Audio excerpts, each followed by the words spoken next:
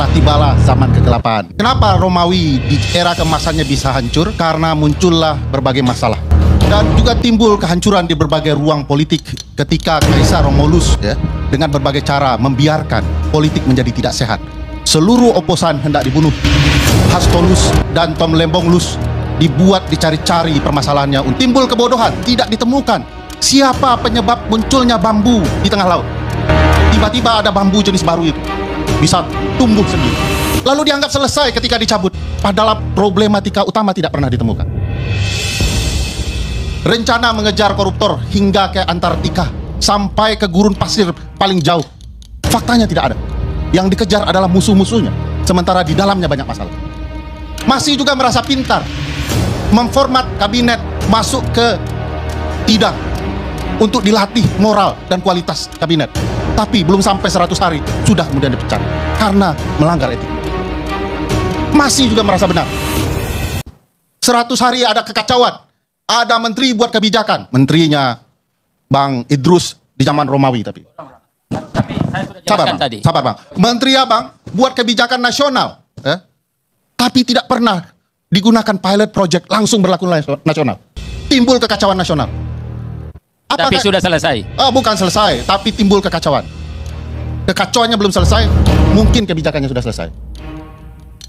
Apa kekacauannya bang? Secara ketatanegaraan.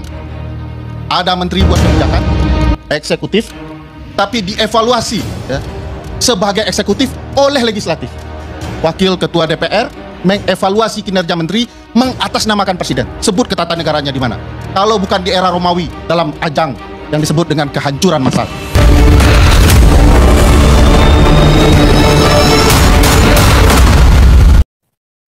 Assalamualaikum warahmatullahi wabarakatuh. Sailum obscurum, telah tibalah zaman kegelapan. Menjelang abad ke-14 ketika Romulus Ndasmu Augustinus memimpin Romawi dalam kehancuran. Kenapa Romawi di era kemasannya bisa hancur?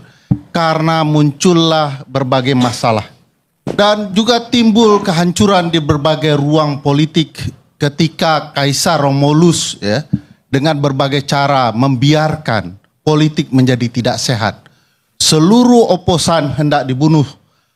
Hastolus dan Tom Lembonglus dibuat dicari-cari permasalahannya untuk kemudian menjadi problematika yang seolah-olah itu adalah hak benar begitu. Padahal semua adalah permainan dan cerita politik belaka.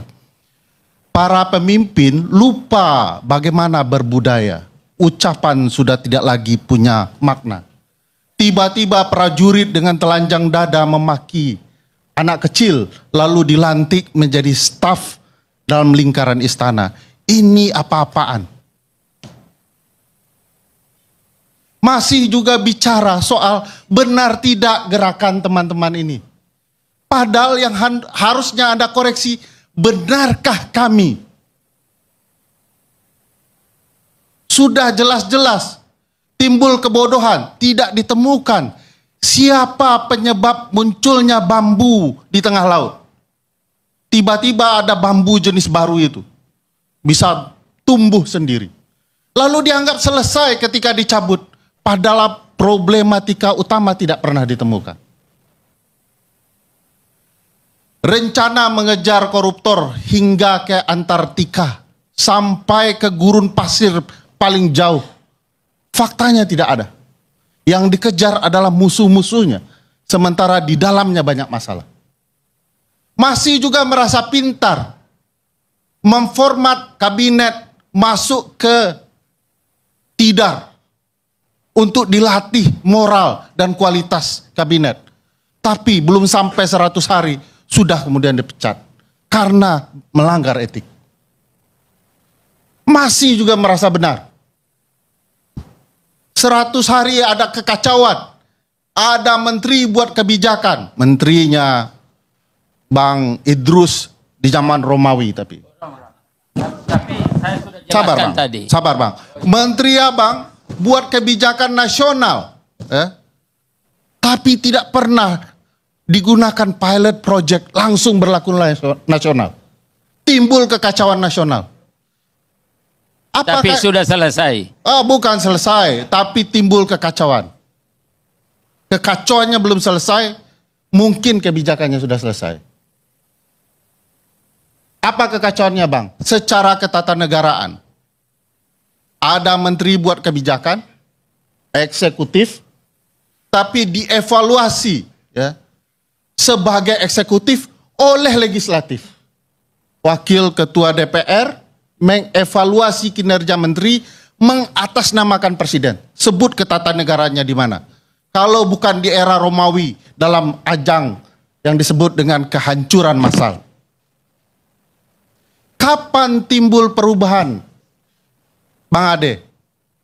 Ketika sekelompok renesan berdiskusi memperbaiki keadaan. Siapa mereka? Anak-anak muda pembaharuan. Ada Fidel, El Comandante, ada seorang perempuan memimpin ITB, coba bayangkan. Saya ingin kasih tahu, kalau ITB sudah turun ke jalan, itu tanda-tanda bahaya. Tapi bukan ngancam kan? Bukan ngancam, hanya menakut-nakuti. Saya khawatir ya, kalau kita tidak membaca pergerakan dan suasana kebatinan saat ini. Padahal banyak catatan sejarah bahwa Middle East, North Africa mengalami gejolak yang sama dan dibenahi oleh anak-anak muda.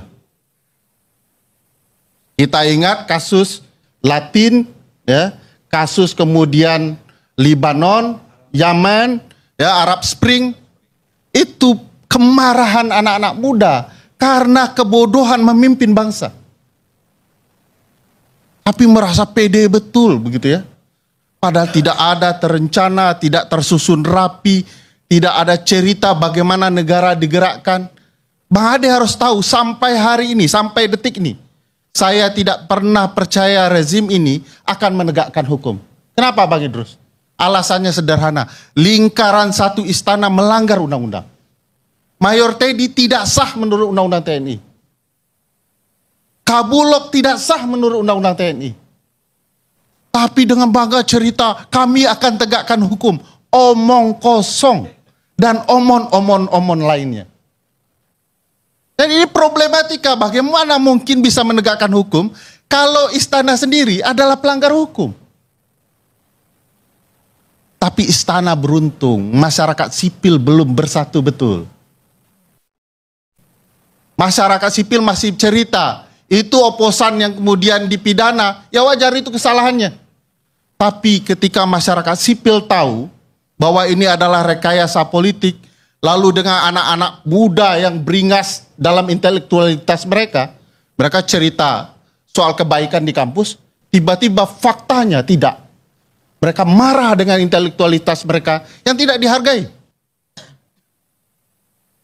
Bicara kesalahan pemerintah yang dikoreksi, 13 tuntutan mereka. Ini pengalihan isu. Yang salah pemerintah, jangan kami yang dipersalahkan. Mereka ini dalam terminologi Sohogi yang diceritakan Uni kita tadi, adalah kaum Brahmana intelektual. Mereka turun karena peradaban negara sedang rusak. Nanti kalau peradaban ini benar, mereka akan kembali ke pertapaannya, memperbaiki nilai D menjadi A itu.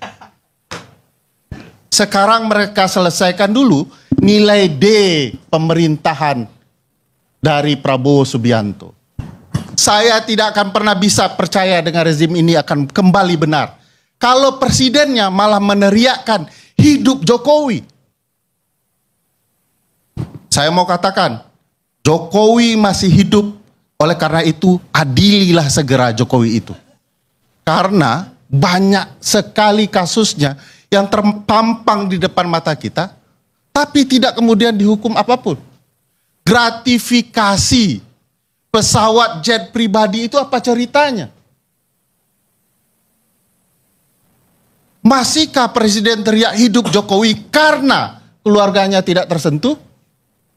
Padahal pesawat jet pribadi itu jelas terang benerang ada gratifikasi. lalu kita mendenial itu dan kemudian bercerita siapapun yang mengungkit kasus ini adalah orang-orang nyinyir yang anti dengan berbagai kebijakan pemerintah. Saya yakinkan Bang, kalau pemerintah hari ini mengadili berbagai kasus korupsi, termasuk di lingkarannya sendiri, saya berhenti mengkritik pemerintahan ini. Tapi kalau kemudian dia hanya mengejar lawan-lawannya dan membiarkan apa yang terjadi di lingkarannya, semua ini omong kosong. Tidak akan ada orang yang percaya dengan pemerintahan Prabowo Subianto. Kalau teman-teman di pemerintah ingin bersiap dan menganggap ini semua bayaran, silahkan. Tapi ini tanda-tanda zaman. Kalau anak-anak muda sudah tidak nyaman, bersiaplah. Mungkin tidak hanya kursi Anda dijungkir balikkan. Mungkin tatanan baru hendak mereka ciptakan. Sekian, terima kasih. Assalamualaikum warahmatullahi wabarakatuh.